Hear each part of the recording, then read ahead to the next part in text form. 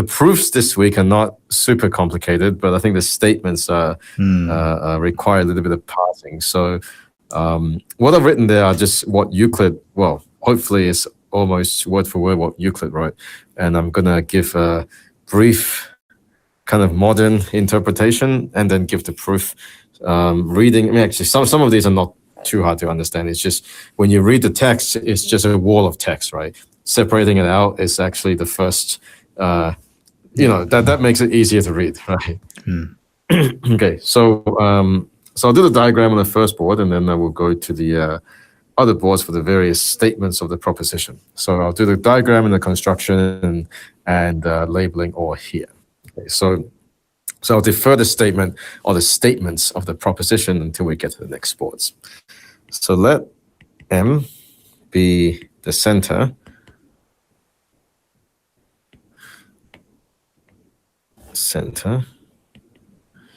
of a circle, and D be an external point outside the circle.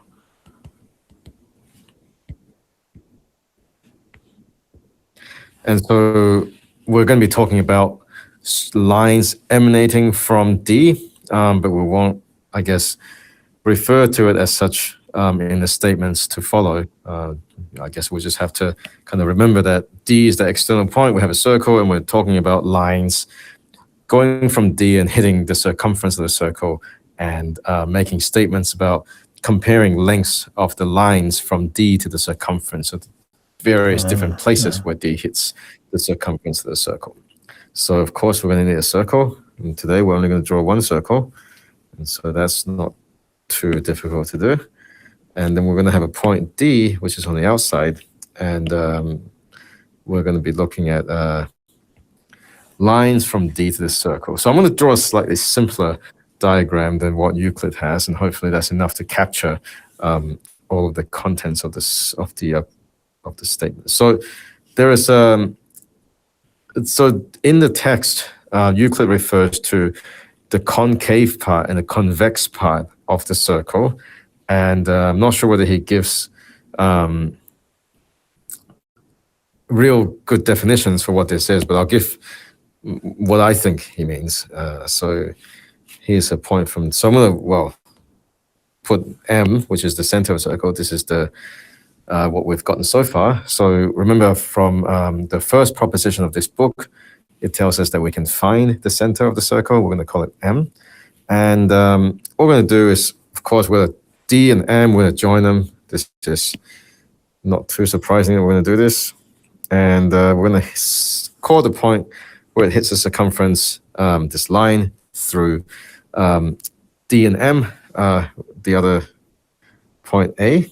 And we're going to call the other point, the closer point, where it hits the circumference G.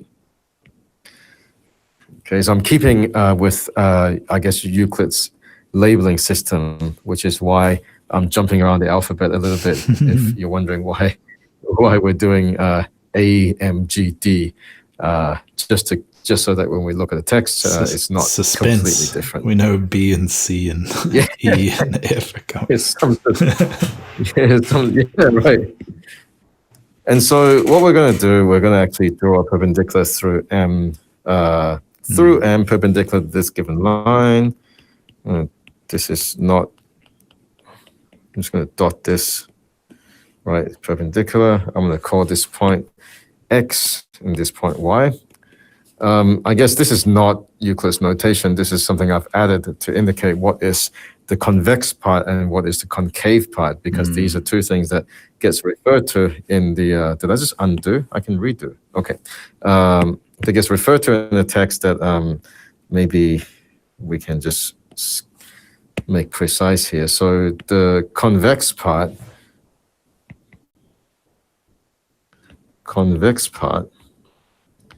is going to be the arc AXGY.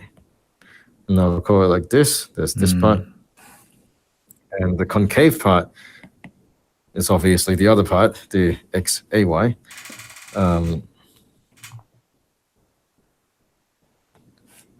It's a XAY again, modern notation.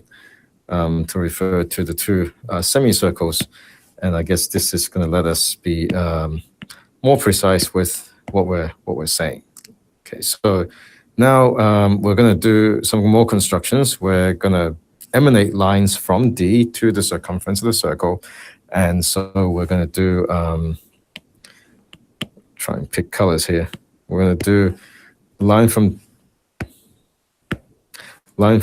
D to here, right? We're going to draw one, we'll draw another one, right? So I'm going to draw two lines at various distances from the AD, which is the first line we drew through the center. And we're going to label some of these points. We're going to label them, you know, the suspense is it's not going to be, we're actually not going to have all the points, but we'll see. So E, F. So just to be clear, I don't know where C went. The meaning of these is they're in the concave part and E is closer to A than F. Is that the point? Yeah, that's correct. Yeah. And K and L are in the convex part, and K is closer to G than L is. Mm-hmm. So I think in the text, Euclid had a few more lines, and he had a really complicated diagram. But I think this is all we need. So we're not gonna flood the diagram with lots and lots of lines, which is why some of the letters that we may know from the alphabet are missing. Like B and C. Okay. Okay. So I think this is enough setup. So we'll hop over to the first board, and as luck will have it, I've written up the first statement here, and the statement says, for straight lines radiating towards, for straight lines from D. Sorry, right? So maybe I should. Can you switch the settings for the OrgCam to double board? It defaults to one board now. Let me see if I. Yep, got it. Yep. Oh, okay, nice. Oh, this is a new feature. Yeah. Cool. Nice. I'll make sure I step back a little bit. Okay. So for straight lines radiating towards the concave part, so I guess, you know, the implicit statement here is that straight lines from D, right? We're always talking about lines from this external point D radiating towards the concave part of the circumference. The greatest is the one passing through the center. And so we're going to be comparing, I guess, DA, and we're going to be basically making a statement that DA is greater than DE for any E on the arc XAY. So I guess this is the more modern statement, right, for any E on the semicircle XAY. This is the concave part. We have AD. Remember, D is the point where the diameter, I guess, hits the from D hits the other side of the circle, is greater than ED. Okay, and so this is the proof here is really just triangle inequality. So the proof of A is really just a triangle inequality.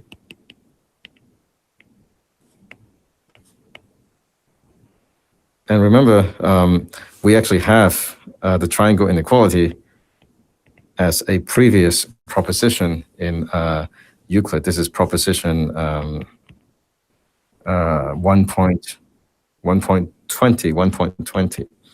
Right, so that's 1.20. Yeah, so this 1.20 is essentially just telling us we have a triangle, sum of the two sides is greater than the third side.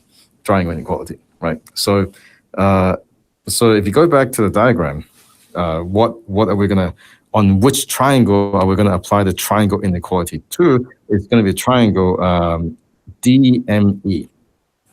So we apply proposition 1.20 to the triangle DME, right? And DME, yeah, so DME is I'll draw it in here. Maybe I'll erase it. I don't want to crowd the diagram too much, but I will draw this one in. So DME is this one here. right? And I'm going to mark, well, we're going to use the fact that radii of circles are equal a lot because we've got a circle here. And when you got a circle in the center, you're going to get lots of radii. So these two are the same. Okay. And so we apply the triangle inequality here. It tells us that ED, right, we get, sorry, wrong color.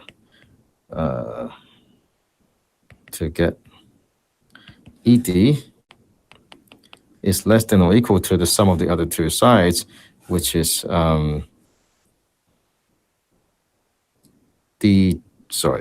which is dm plus em.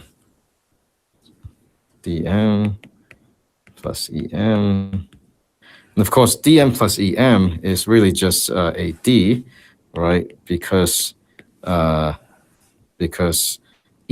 and em and me and ma are equal, right? Right, since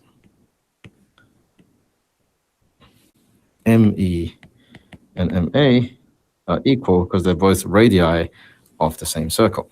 And so this is really just using the triangle inequality to tell us that, yeah, these two lines, AD and ED, are related by this inequality. So the maximum one is AD, everything else is less than AD. Okay, so that's part A. So we'll see another application of the triangle inequality a little bit later on.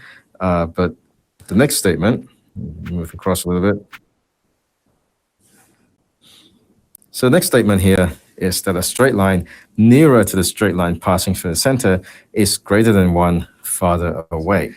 Okay, so so for any, so the modern statement here, for any E and F on the semicircle XAY, if I see. So it's the same statement, just using the previous proposition. Yeah. If FA is greater than EA, then FD is less than or equal to ED. Actually, I probably should be careful about this here. I mean, in the text, I mean, it's just written out in words, right? Like the nearer, like a straight line nearer to the straight line passing through the center is greater than one farther away. I kind of interpreted it as FA greater than, but I think in the proof, it's actually about angles. Maybe this can also be interpreted as, I mean, they're the same, right? But we can leave it. There's an unproven statement here, which I didn't have time to figure out the proof of. So in any case, Euclid's proof is a little bit incomplete. So I'm going to leave the slightly maybe incongruous interpretation of nearer, and then just proceed, and we can maybe come back to this as a discussion point later on if we feel like that's a thing. So here we're going to use proposition 1.24. So proposition 1.24 says the following. Basically, for a triangle with two equal sides, the one with the larger included angle has a larger base, right? So you have two triangles, two sides, right, are equal. So you're like moving the two, well, I'll just draw it, right? It's easiest drawn, right? You got these two, and then maybe you got like these two, and this is equal, and you've got this angle here that's included. If the angle is bigger, then the orange side is the orange side is bigger. So basically, I'll just kind of draw the diagrams here to remind us what the proposition says. I'm going to apply this to two of the triangles, right? We're going to apply this. We're going to apply proposition 1.24, which is about triangles with two equal sides. I'm going to look back at my diagram. The triangles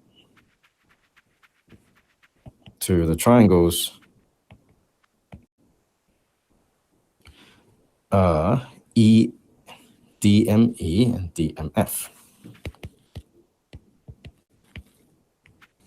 DMF.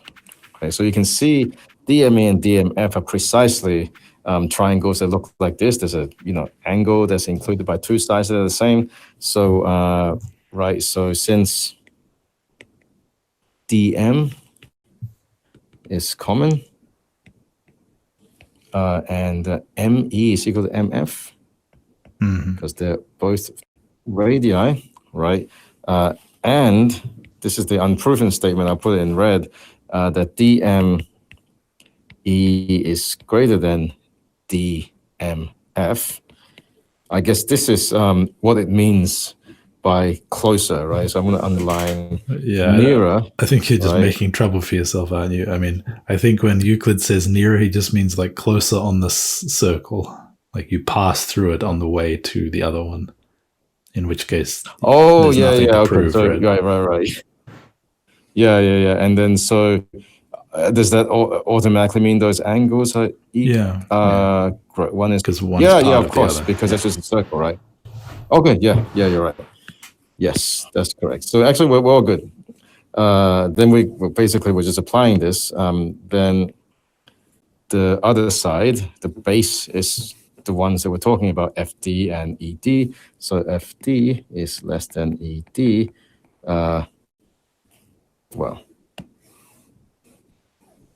Less than ED. Did I just erase it and do what I did? Okay, yeah, so that's okay, cool. So that's B. I wonder if I actually finished. We've got 10 minutes left, so we'll have to see. So do I have to move? All cameras all good. Yep. So okay, part C. So part C, I think, is another triangle inequality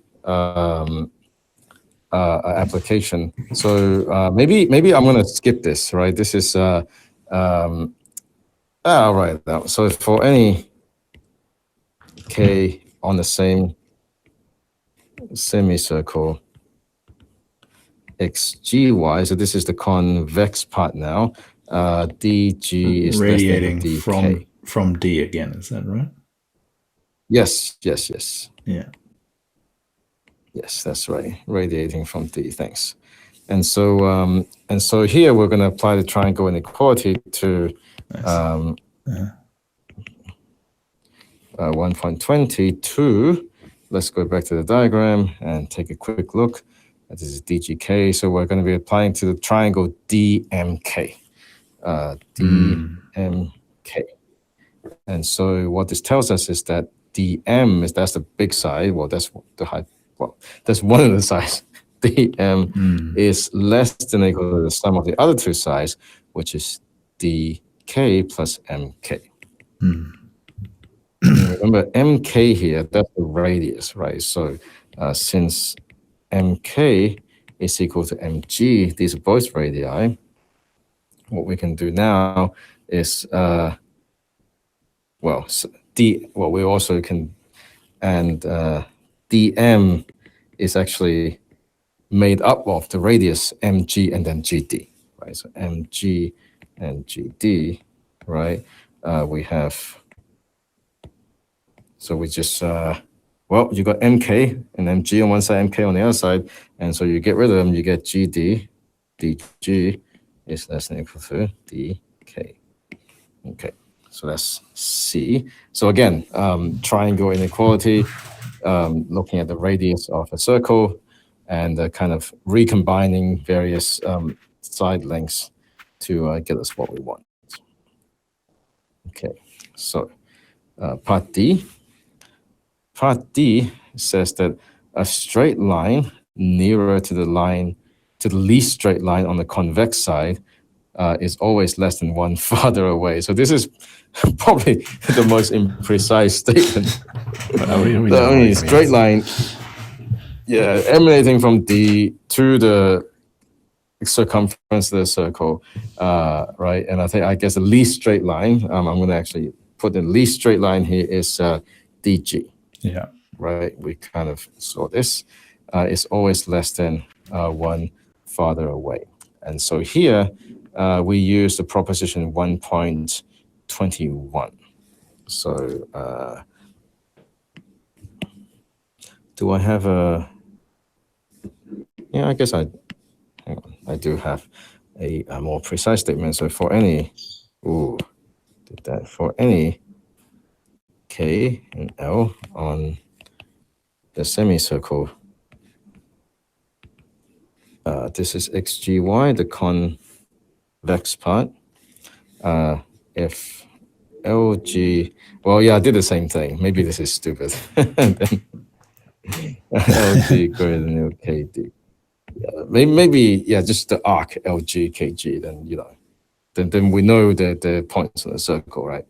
Okay, so, okay, and so the proof uses applied proposition 1.21.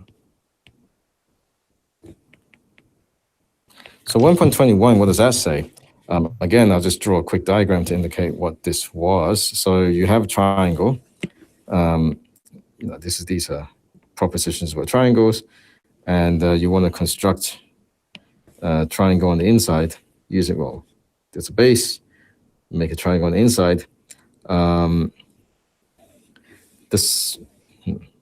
on, I'm gonna make this different color so I can just say what it is. So let's in blue. Okay, so I got triangle. So basically it's saying that if you have a triangle with the blue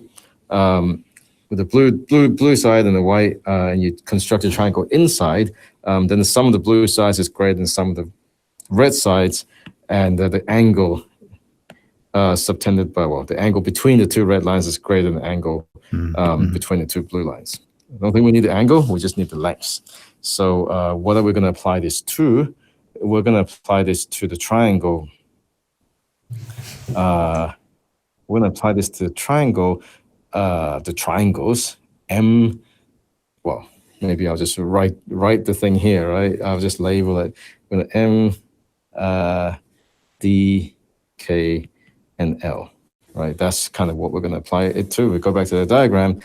D is like the D is like the thing outside. You've got the arc through here, right?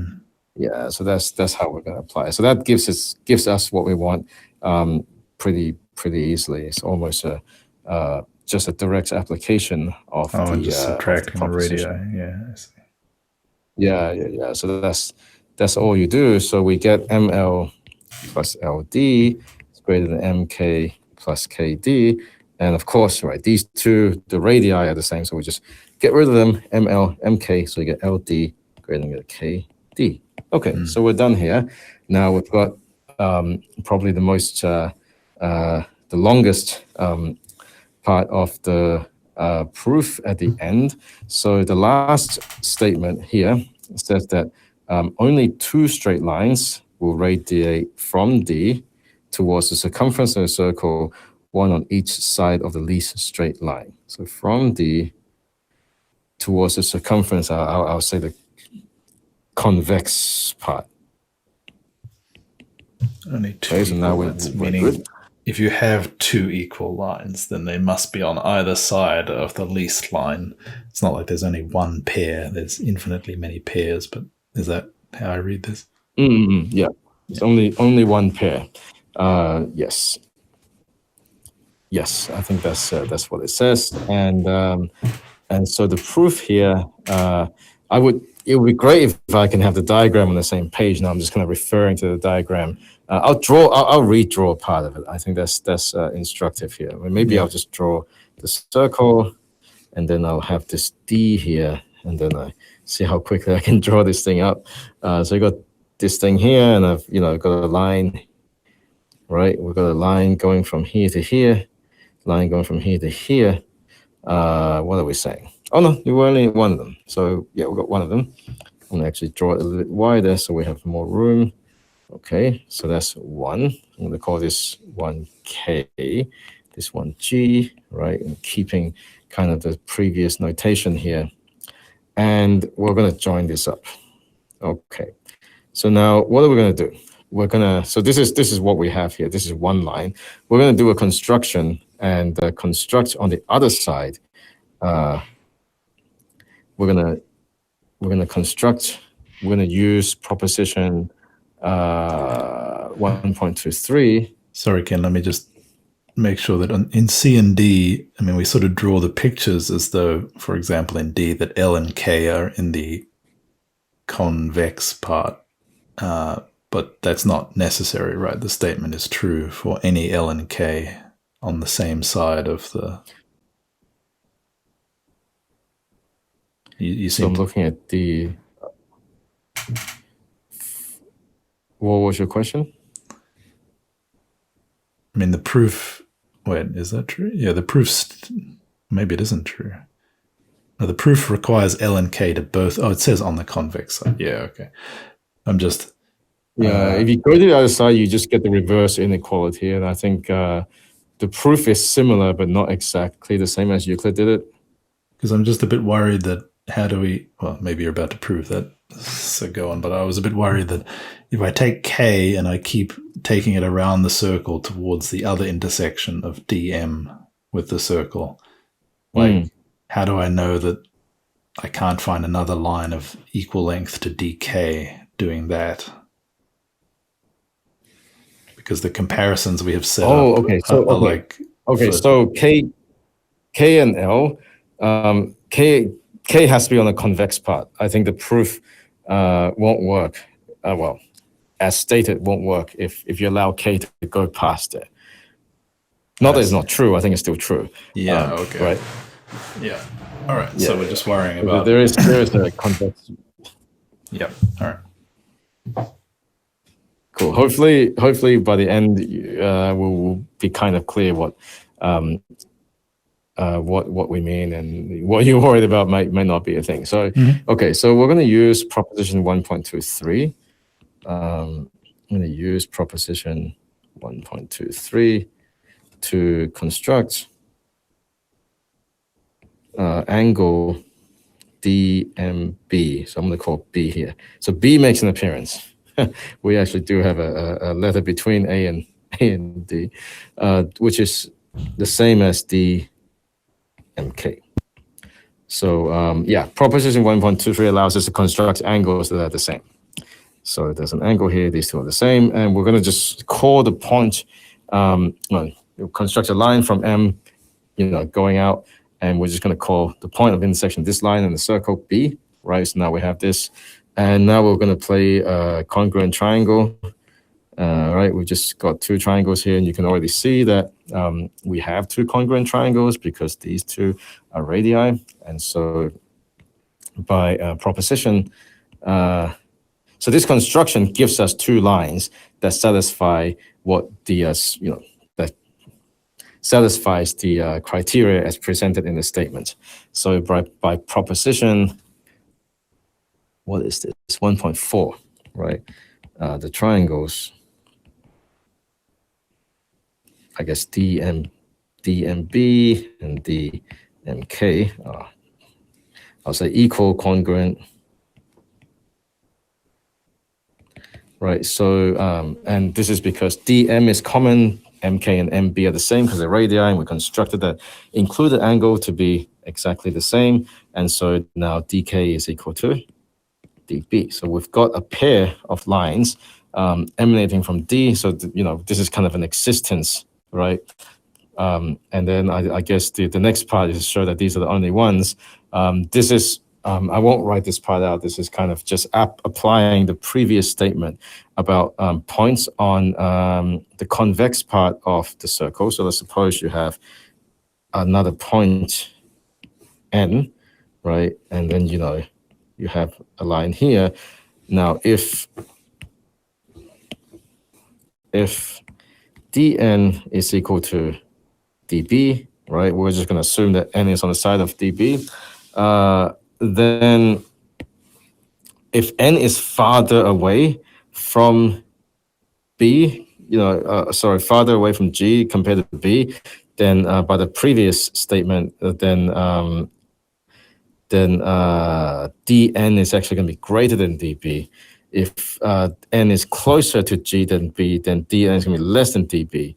And I guess both of these possibilities contradict the fact that we assume dn is equal to db. So that's kind of how we get the fact that that's that's the only line. Not sure if I'm super satisfied with how Euclid's done this, but I think this is this is the statement. So the assumption, and then use for ED to derive a contradiction. Contradiction if B is not equal to N. Right. So on either side, right, closer means that dN is less than dB, farther away means dN is greater than dB. Both of these contradict equality assumptions, so B has to be exactly the same as N. We lock that line in. Okay. So this is also a construction, right? If you had K, you could just take that angle, DMK, construct it, erect a line at that angle on DMB, or on DM rather, and then get B. So it both constructs and proves. So there's precisely one other point. Except, the issue I was referring to, I can state more precisely now, which is that if DMB was a right angle, so B was at the interface of the concave and convex side, then right. Like one of the sides you'd be using the comparison. Well, you couldn't actually apply any of these things to B, right? You're using no. Yes, that's right. still true, but you'd have to like do something else, right? Yeah, but then you have a right angle, so maybe the proof is easier. Oh, that's true. Yeah. Okay. Yeah. It'll be a different. Like, you're right. If you're right on the interface, you can't construct these. Can you? Yeah, I don't think it'll. You can't do the closer and farther crap, right? Because then you go into the concave part, right. and we don't say anything about that, right? That's just the boundary. So you're screwed. Yeah. You want to use these comparison arguments, Cool. All right, that was awesome. Cool. Yeah, we went a bit over time, but I guess if I didn't write it down, we wouldn't finish. No, that's fine. I enjoyed that. Thanks again. Cool. Awesome. All right, I'll catch you later then. See ya.